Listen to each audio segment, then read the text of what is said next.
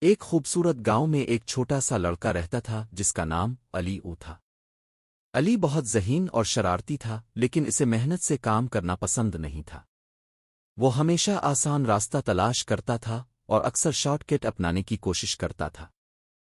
ایک دن علی کے اسکول میں امتحانات قریب تھے، لیکن علی نے تیاری نہیں کی تھی۔ اس نے سوچا کہ وہ اپنے دوست کے نوٹس استعمال کر کے امتحان میں اچھے نمبر حاصل کر لے گا۔ امتحان کے دن علی نے اپنے دوست سے نوٹس مانگے، لیکن اس کے دوست نے کہا کہ وہ اپنی محنت سے خود تیاری کرے۔ علی بہت پریشان ہوا اور امتحان میں ناکام ہو گیا۔ جب اس کے والدین کو اس کی ناکامی کا پتہ چلا تو انہوں نے اسے سمجھایا کہ محنت کے بغیر کوئی کامیابی نہیں ملتی۔ علی نے اپنی غلطی کو سمجھا اور عہد کیا کہ وہ آئندہ محنت سے کام کرے گا۔ علی نے اپنے والدین کی بات مانی اور محنت سے پڑھائی شروع کی۔ اگلے امتحان میں علی نے بہترین نمبر حاصل کیے اور اپنے والدین اور اساتذہ کو فخر محسوس کروایا۔